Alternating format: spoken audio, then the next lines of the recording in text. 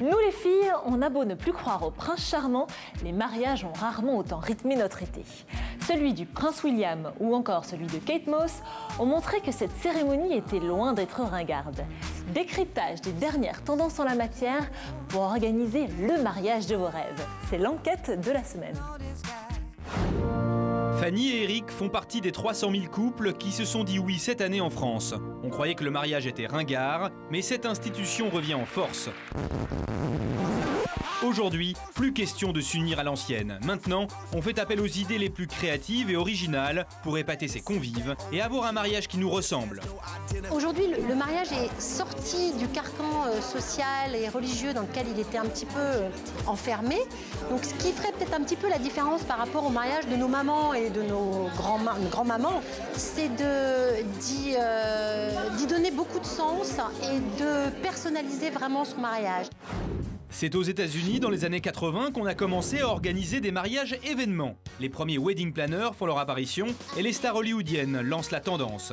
Le plus connu, celui de Madonna et de l'acteur Sean Penn. Et cette année était un excellent cru avec les mariages princiers de Kate et William et d'Albert et Charlène. Ces mariages ultra médiatisés sont source d'inspiration de nombreux futurs mariés. C'est vrai que les mariages de Kate, William, Albert et Charlène ont fait rêver. Ils étaient totalement magiques et féeriques. Donc ça intéresse, c'est vrai. Maintenant, les mariés vont plus se tourner plutôt vers les mariages de Lily Allen ou Kate Moss, qui étaient plutôt rétro, vintage, à la campagne, très simples, très chic, raffinés.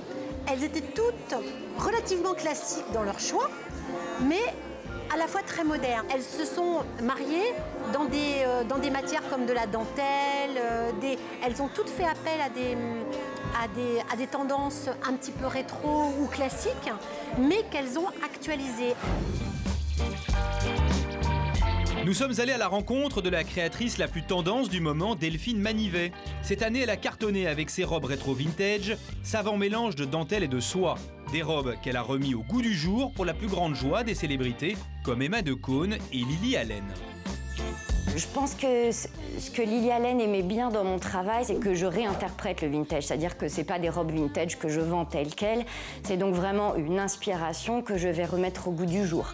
On a choisi ensemble, elle avait une robe en tulle de soie empire, donc qui soulignait son petit ventre, avec une surrobe tout en dentelle de Calais et un voile très inspiré des années 20. Ça donnait un côté... c'était vraiment très émouvant. Et aujourd'hui, le mariage est devenu un véritable business. De nombreux salons voient le jour et les wedding planners qui gèrent l'organisation des mariages de A à Z sont devenus incontournables. Charlotte est l'une d'entre eux et nous la retrouvons au Carrousel du Louvre.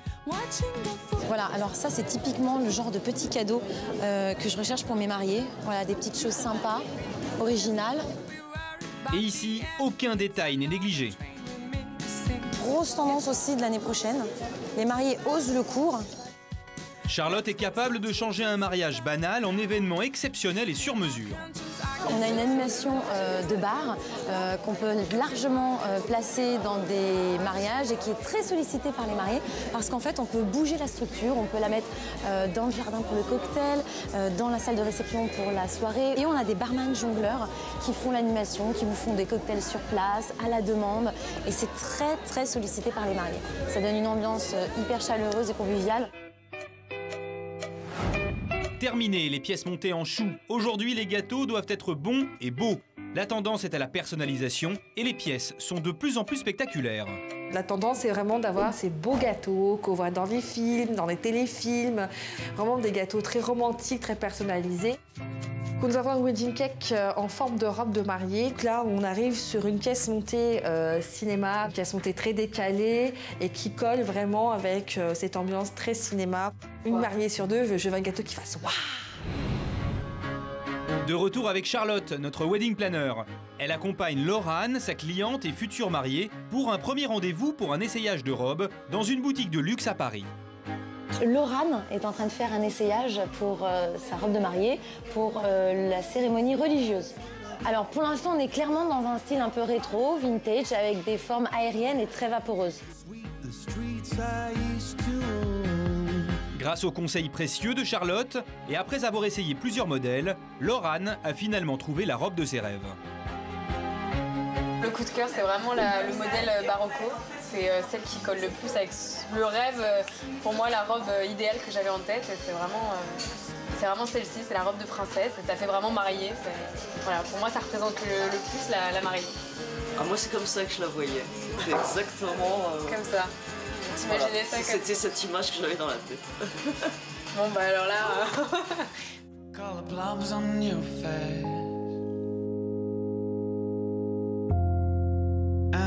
On a gardé que le meilleur en fait, c'est-à-dire le gâteau, l'ouverture du bal par les mariés, tout ce qui est romantique, symbolique, élégant. C'est une question de faire des choses simples, avec du goût, et surtout de faire les choses qu'on aime et de ne pas aller chercher des choses forcément trop compliquées. Et pour commencer la soirée en laissant vos convives bouche bée, vous pouvez personnaliser l'ouverture du bal. Exit la danse des canards, place aux chorégraphies improbables qui font le buzz sur internet, comme cette vidéo vue par plus de 15 millions de personnes.